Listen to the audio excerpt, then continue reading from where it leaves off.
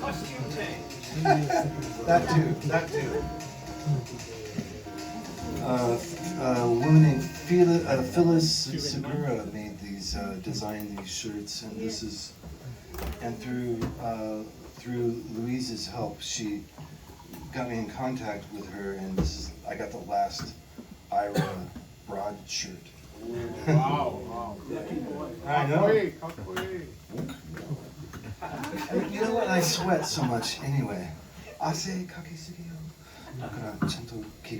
Okay.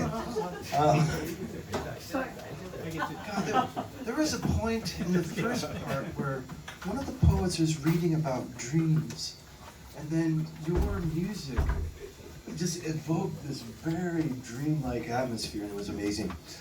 All right, welcome back to part 2. I would like to just say one thing. If anyone who's reading would rather not have any music, just go like that to me, and I will stop playing. Because I understand you know whatever you want, however you want it to be.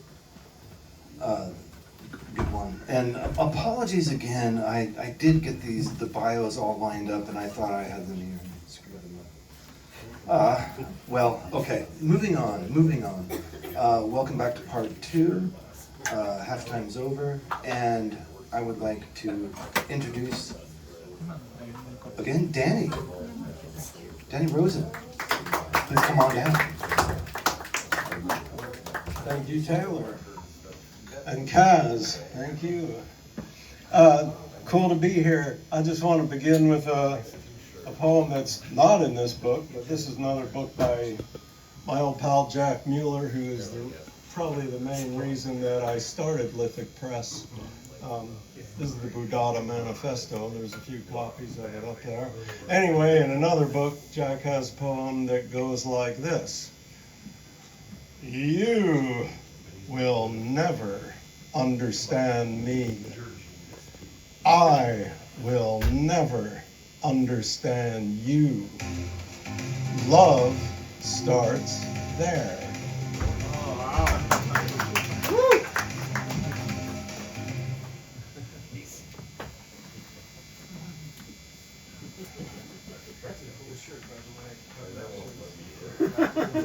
I just got this shirt from a friend of Louise's in Kyoto.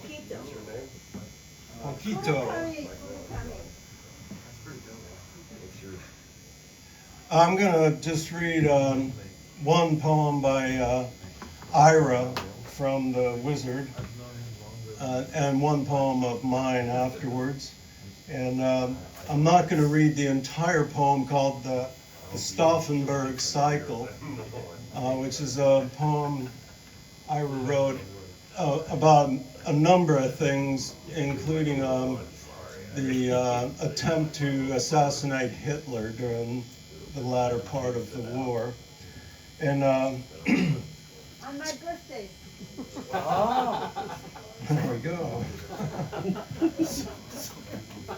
So I'll read, and I'm not going to read the entire thing, and my apologies to Ira, although I thought a lot about it, that I'm going to I'm picking parts of it, and I think Ira would be okay with what I'm doing. So, the Stauffenberg Cycle for Julian Beck in Eternity. Was habe ich hier verloren in diesem Land? What have I lost here in this land? Hans Magnus Enzensberger. Left Kathmandu on winter solstice.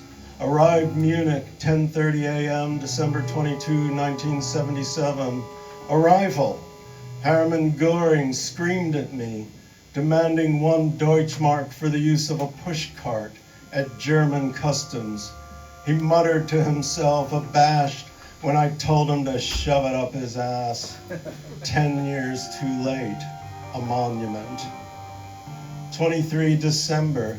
So, Venus has 7 screws in her leg, and Orpheus has 1 screw in his heart, which is left of center. Only 1 block away is Baderstrasse, where a pregnant woman and 2 children pose with machine guns.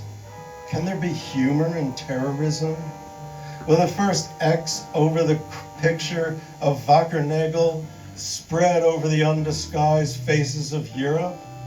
Will the daughters of the pastors betray the sheep to the wolves prowling, hopeless, and Julian Beck, crawling in the dust, carries on a hopeless legacy? 24 December, Christmas Eve. She says I shouldn't leave Germany without making a poem free of malice, a poem celebrating something as if it would not be the self-evident statement of a man who cannot, by blood, refuse the conventional grievance nurtured by history. We spoke of a curtain rising, knowing it bore the word hysteria in place of history.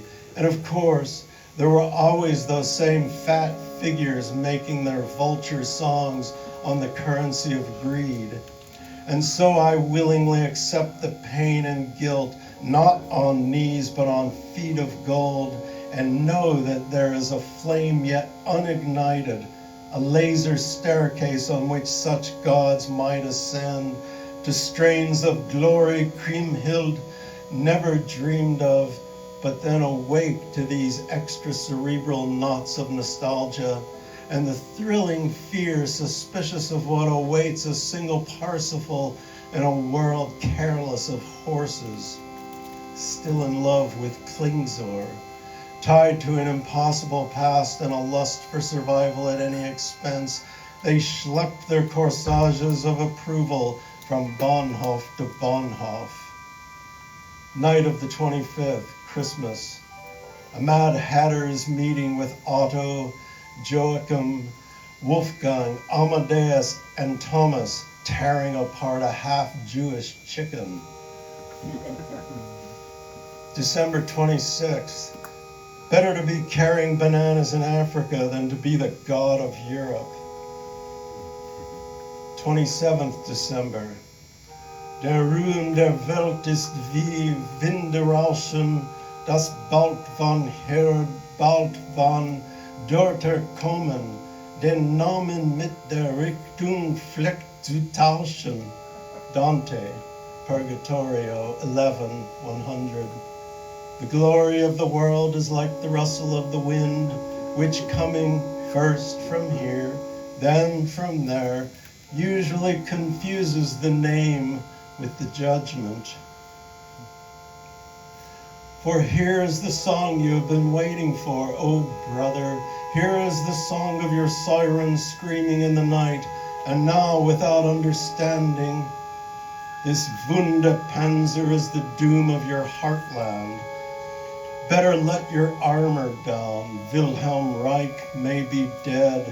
Brother and panthers, prowl your streets. Your women are lusting for the Turks.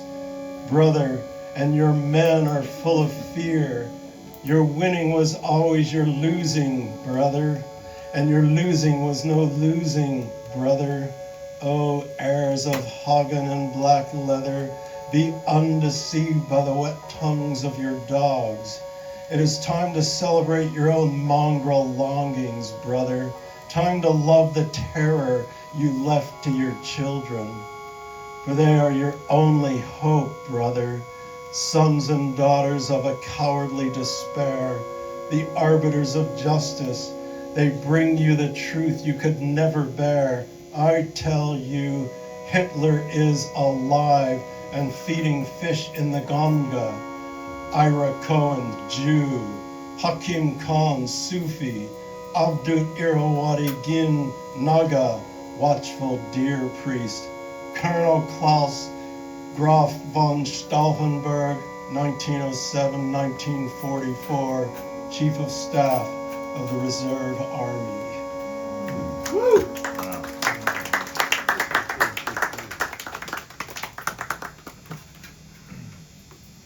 And I didn't know Ira. I got to know him through the making of this book. And and we had a gathering similar to this in New York last year with Bobby and Penny and Louise and others. And and I was slated to read, and that afternoon I thought, oh Christ, I better go write something. And so as I was hanging out with Bobby on the streets of New York, I suddenly had an idea and rapidly walked back to my room, and that afternoon I wrote this, which back then, last year, this was called 5:15:25 in the bunker, and but it's got a new title now, which is 6/7/26 Flying in the Books, Tokyo, for Ira Cohen. Dear Ira, I never knew you. How are you? Where are you? Let's go. You wouldn't believe it.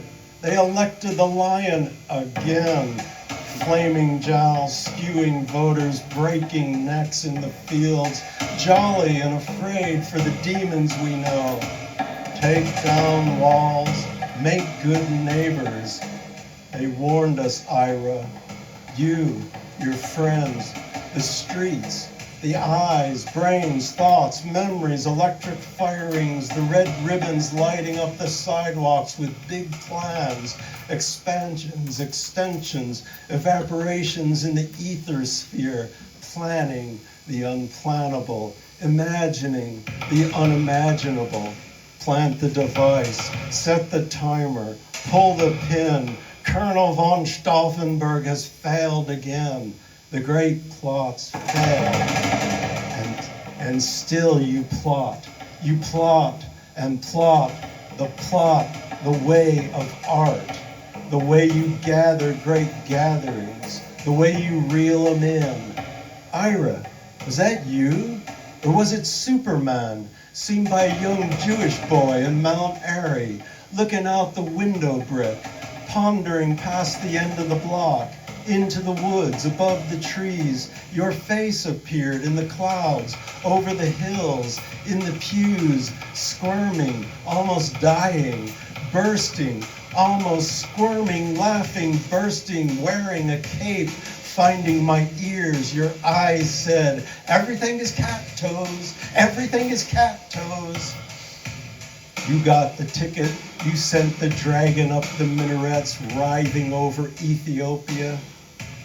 I'm a vector, you're a wand waving to the sea creatures, swimming in the desert, shaking the snake, breaking the chain. We'll meet again above the ground, bastions of the free world, floating down the Ganga, down the sea, up to the cloud, into the book. You spilled what nectars you had.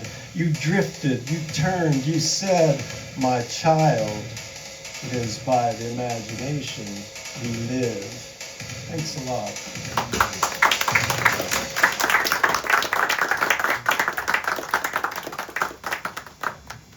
Fire. Everything is fire. Just all the poets and all the poetry is amazing. Thank you. Next, Bobby Yarra. Calm down.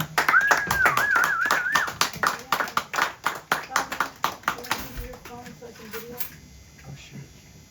I get it.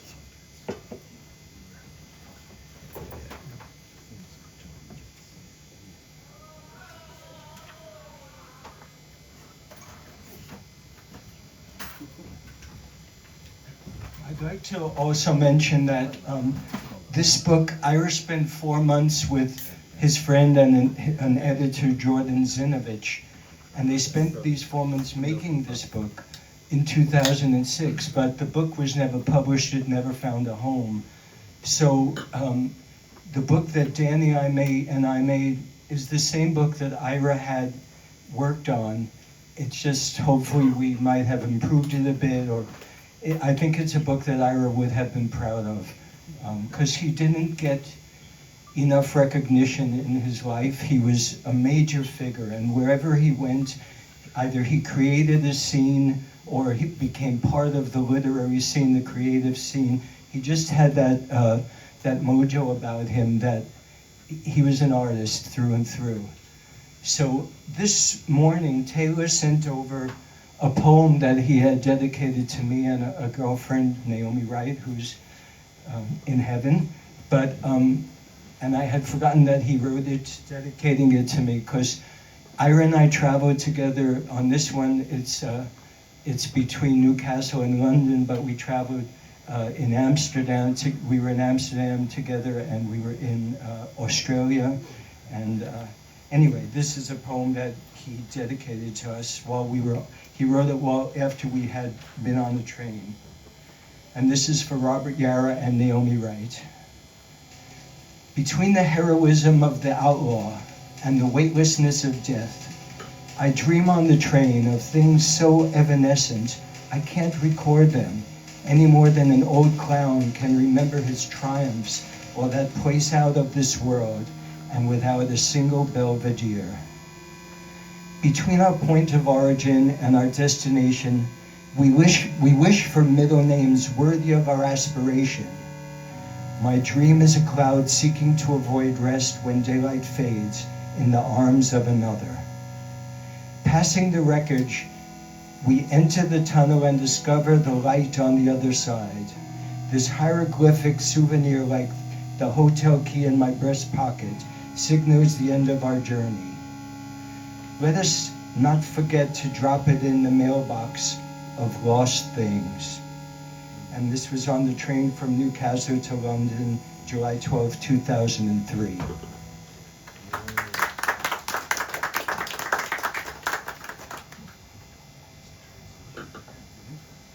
ロバート・ヤラとネイオミ・ライトに無法者の勇敢さと死の無重力の間に私は一連の物事を夢見続ける。ほんのつかの間に消え去るので記録することができない。ちょうど年取ったピエロが自分の手柄やあの見晴らし台一つもない世界の果てを思い出せないように、私たちのそもそもの由来と私たちの最終地点の間で望むものといえば、私たちの志にふさわしい中間名ミドルネームだ。私の夢は日中の光が誰か他人の腕の中で薄れてゆくときに休息を避けたがる雲だ。残骸を通り抜け私たちが入っていくのはトンネルで、向こう側で光を発見する。この象形文字のような土産物は私の胸ポケットに入っているホテルの鍵みたいなもので、旅路の終わりを合図してくれる。遺失物の郵便箱に落とし入れるのを忘れないようにしよう。2003年7月12日、ニューカッスルからロンドンへの列車の中で。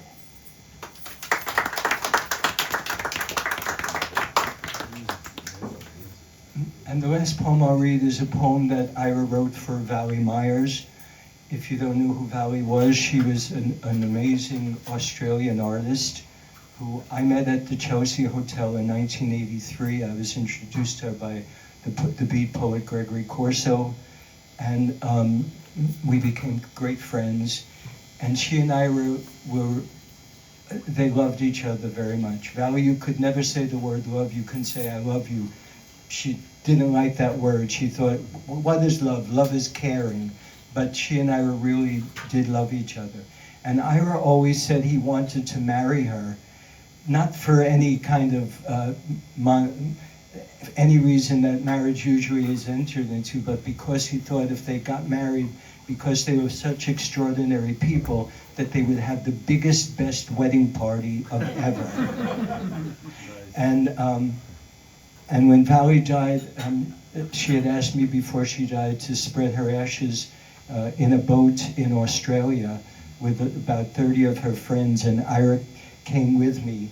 And it was a very sad, wonderful time there with Ira. And anyway, I'll read this poem that Ira wrote for Valley.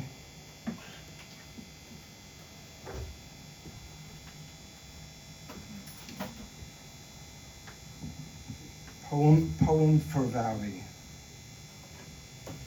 Perhaps the Armenian carving elephants on the human hair between heartbeats can tell you better why you were born at midday during a storm, or what the Moroccan is thinking in the asylum.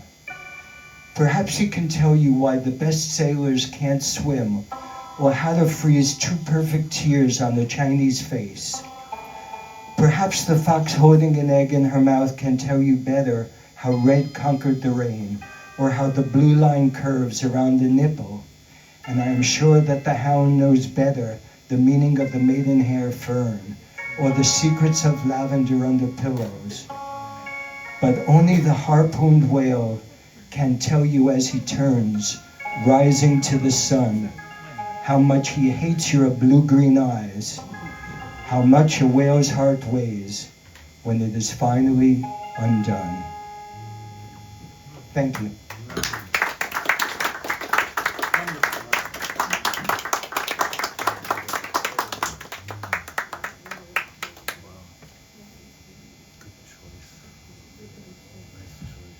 Kenji, did you just translate that poem today?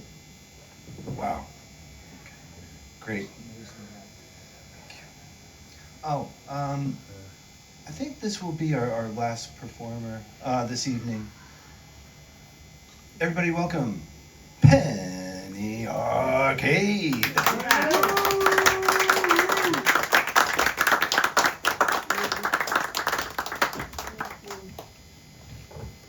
Well,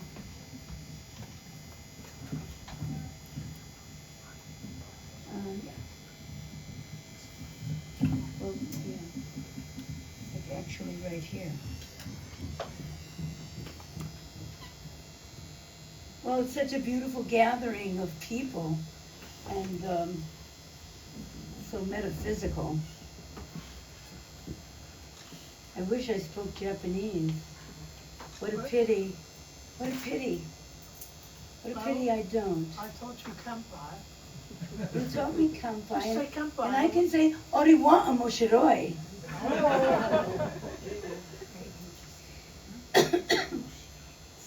So Ira was very important to me. Like everyone, I loved him. It's really weird because I have this epic poem about Ira that I wrote after he died, and I didn't bring it with me. But then I mentioned I was going to read it to Bobby, and Bobby said, well, that poem is very accusatory. Because it's about all of Ira, and Ira was a lot of things. And personally, for me, certain criminal behaviors are not unattractive.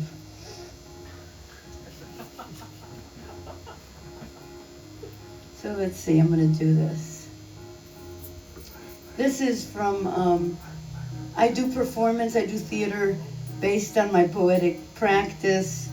This is from a show that I've been touring for a long time now called Longing Lasts Longer. Okay, let's see. I grew up outside the hypnotic swirl of media and market in the culture of resistance. I have never been to Disneyland. I have never owned a Barbie doll. I never saw Star Wars, E.T., or Raiders of the Lost Ark. I never watched the Brady Bunch, Cheers, Friends, Seinfeld, Sex and the City, or Girls. I didn't watch television for 40 years. I was too busy fucking, getting high, and trying to evolve. I am not encoded. I am not brainwashed. I reside outside the illusion of the spectacle, in the world of substance over appearance. In a scientific experiment, the group not acted upon by outside influences called a control group. Yes, I am part of the control group, but obviously I'm not the only one. In the past, even as we move forward into our future, we brought our cultural history with us. The music hall, the Bohemian Cafe, the gay bar, the black jazz and blues club, the used bookstore, the hippie head shop, the rock and roll bar, the strip joint. One authentic culture after another lived in harmony with what had come before and remained completely distinct, visible, and available to all newcomers. Yes, the world has changed. Yes, but the change going on in the world now is different.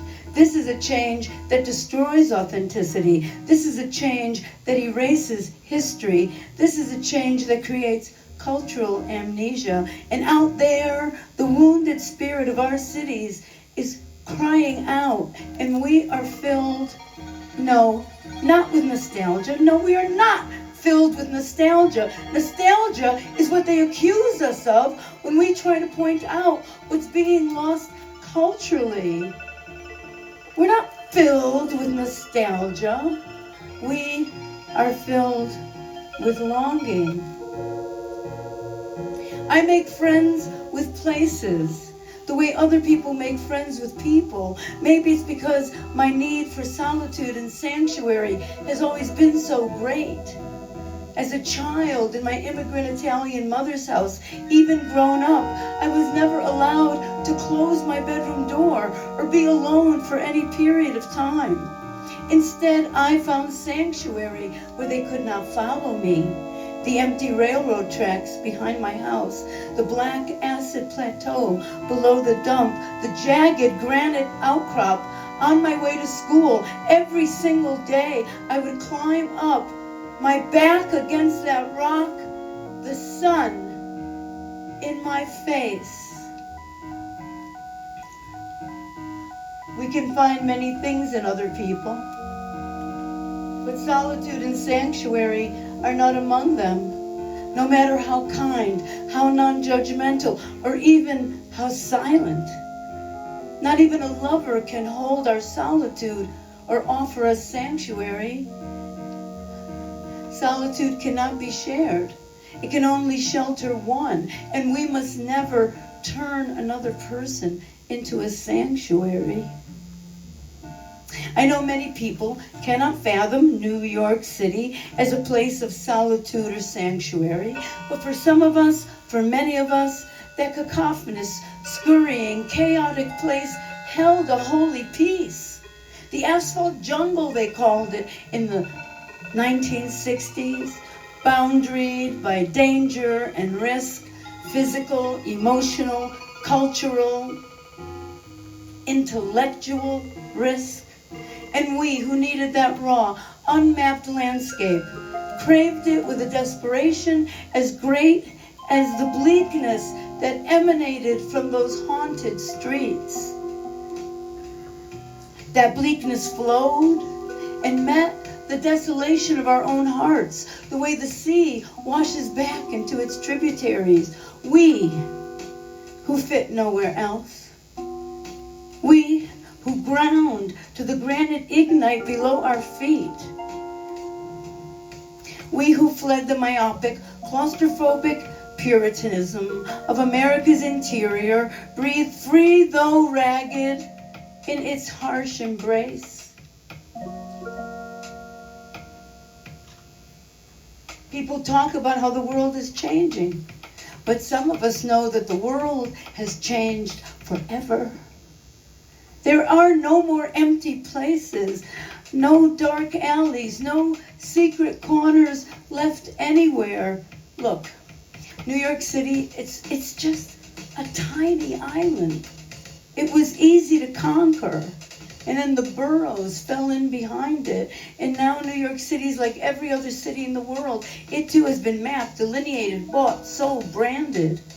Time out New York, time out Berlin, time out Oslo, time out Istanbul, time out Aleppo, time out Kiev, time out Gaza.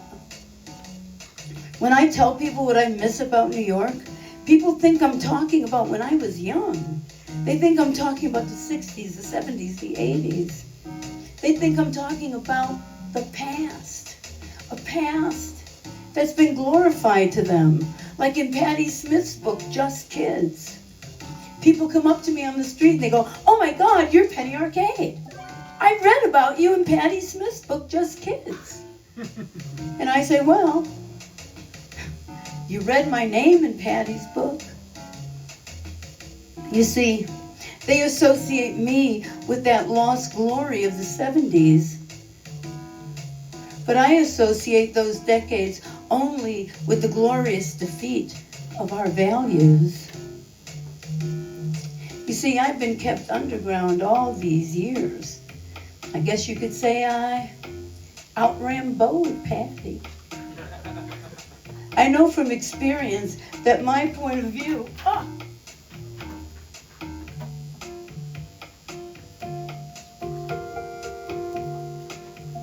I know from experience that my point of view, I forgot what it is, oh yeah. I know from experience that my point of view is incomprehensible to most people. Why? Well, because my point of view has been honed by a long exile at the edge of society. And if it gets to you, and sometimes it does, and you feel like you just can't go on talking to stupid people, yes, the world has changed. And all you need to do is to look no further than the roses. Haven't you noticed that the roses in the shops no longer smell like roses? Doesn't that bother you? Can I get a witness in this room? Does someone know what I'm talking about? The roses don't smell like roses anymore. Isn't that frightening? William Shakespeare said, a rose by any other name would smell as sweet. And what, pray tell, I ask you, is the name of the rose now? Incomprehensible. That's it. That's that poem. So I was going to do this thing. So I'm in a lot of...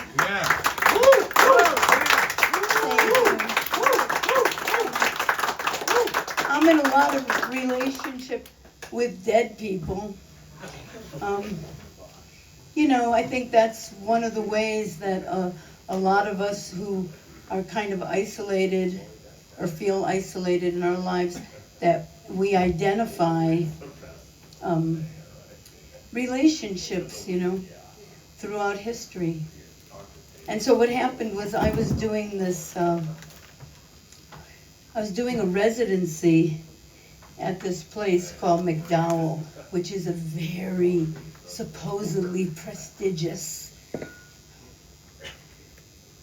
residency. And that was my first residency, and I was 65 years old when I got that residency. And the first thing that happened was I got there, and immediately there were 6 queer poets, really bad poets.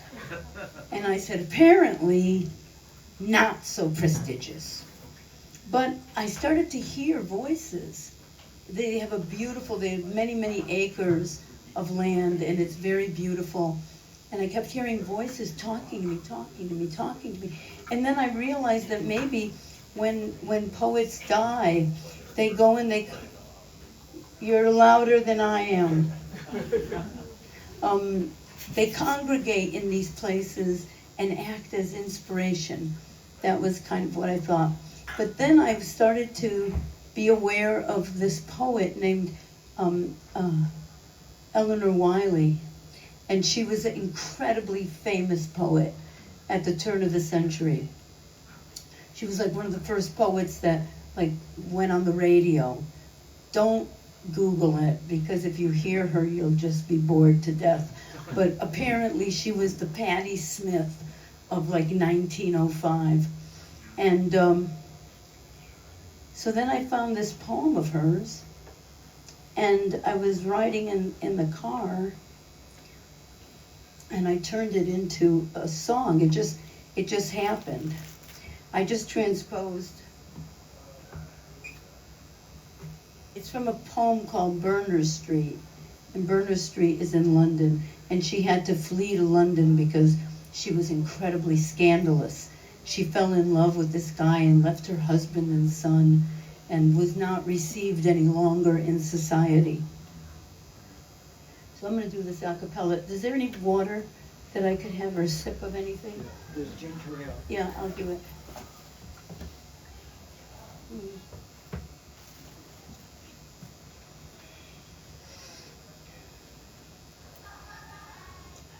When I died on Avenue C, I remember well.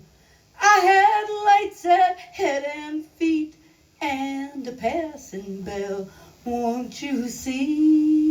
my grave is kept clean. When I died on 6th Street, I was saying my prayers. There I died all alone, up 4 flights of stairs. Won't you see that my grave is kept clean? Well, there's one kind favor that I'd ask of you. There's just one kind favor that I'd ask of you. There's just one kind favor that I'd ask of you. Won't you see that my grave is kept clean? When I died on St. Mark's Place, the small gold that I had surrounded me with kith and kin, kith and kin, kith and kin. The small gold that I had, I died half mad. Well, have you ever heard that coffin sound? Have you ever heard that coffin sound? When they slam that coffin cover down, it means that one more person's going in the ground. When I died on Stanton Street, in the curve of your arm, there I died merrily, comforted and warm. Thank you.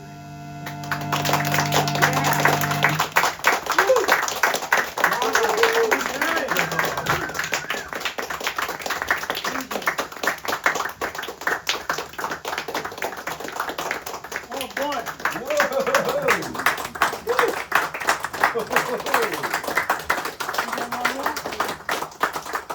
Encore? Encore. Yeah, what is it? Ira loved this piece. So it goes like this. No. Mona Lisa. I am Magnum Mouth, Honey Snatch. My flavor changes constantly. No Mona Lisa. Hey, I stroll like a sailor. Bullets pass through me and I keep moving. No Mona Lisa. No sidelong glance. Supposition, preposition have no place in my communication. And when I talk, you know exactly what I mean. Mona Lisa has no mouth, no cunt. She stops at the waist. I hate that bitch. No Mona Lisa, no sidelong manipulation. I never had a father. I never learned how to be that kind of whore. You need a daddy to practice that kind of stalking. You need a daddy. I never apprenticed to my mother. I was not well for that center of attention and protection. I was nobody's baby, nobody's angel, nobody's princess. I grew wild, uncultivated, ungroomed, unprotected, and unpromoted to a position of power. I know what you want, when you want it, how you want it. I deliver without a sermon. My religion has no pope, no choir, no hope. I am a loner. You are lucky. I never learned how to simmer contentedly. Hey people, I boil over continuously. Hot sweet syrup between my legs. Hot sweet syrup between my legs.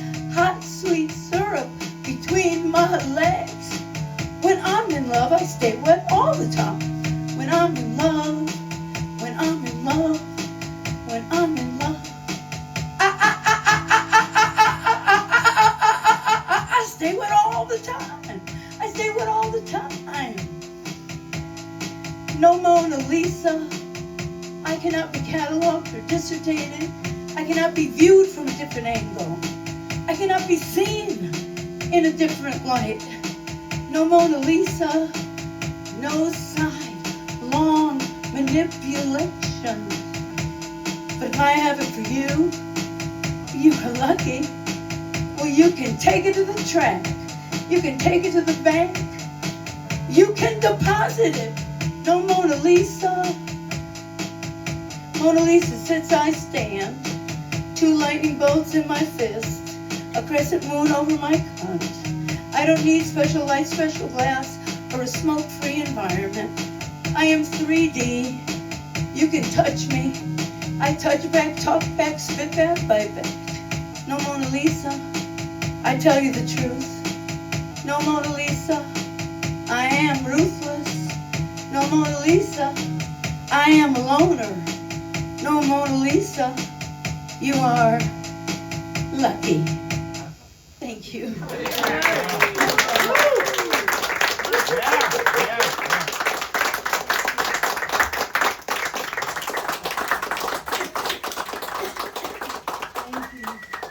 Man, she's got some klitzpah. It's fine. All right. Well, we were kind of planning to do like a jam, but honestly, it's just like, it's so sweat. I'm just gonna sweat out.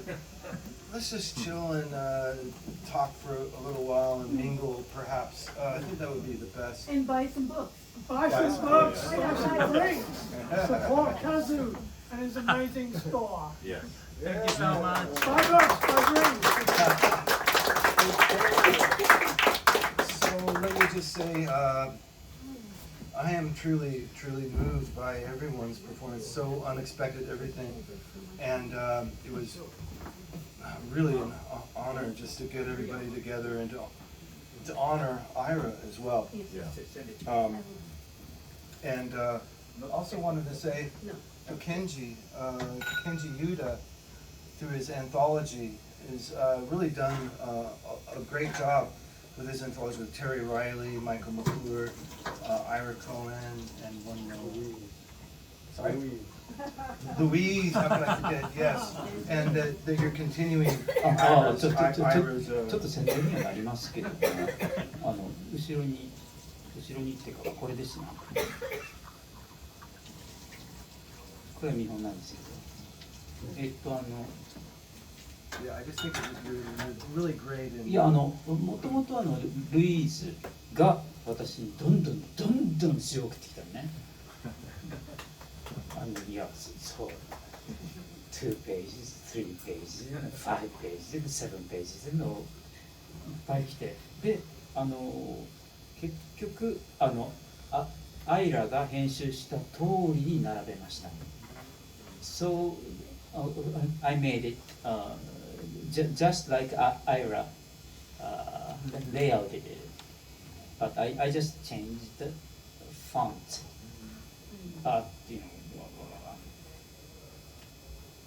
Like this one or something. Well, this is how it looked in the manuscript, in the book form that Ira edited it. So it's a reproduction of it. I didn't take liberty for editing because Ira was I didn't know Ira and I never met Ira, but I could understand that he was a really great editor.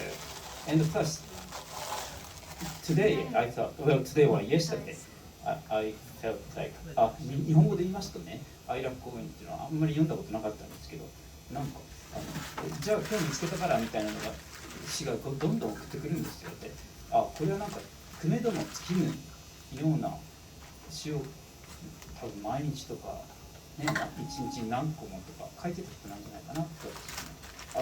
So working on this performance, I realized that Ira was like the spring of poems. I mean, his work was like spring of poems that never dries up and just keeps coming. And there is a poem for any occasion or any person, you know. まあどなたが死んだかどなたが結婚したかとか、あとは例えば食べ物でもね、この食べ物とかこの土地の何とかもとか人物の名前もどんなことにも書いた詩があるっていうのはこれはすげえんじゃねえかっていうのは今回初めて分かりましたので、関われてよかったなと思います。後ろに置いてあります。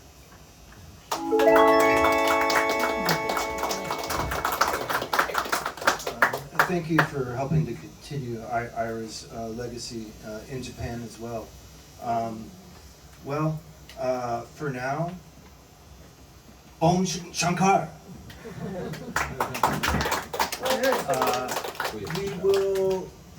We should probably skittle daddle 10時半頃までいていいかなと思って、でその後多分書いた方が we could stay till about 10:30, I think, and then after that we should probably skittle daddle, shake a leg. Great stuff. Thank you, everybody. Great stuff.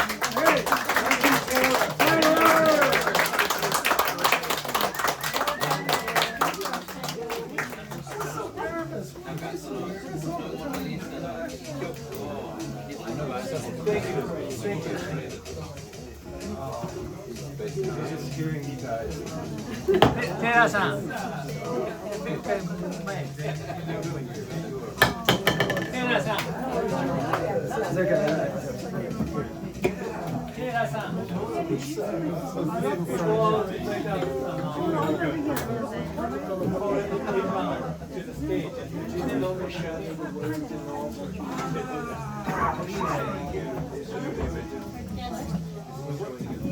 Yeah, she can. Colorado boy. If it's possible.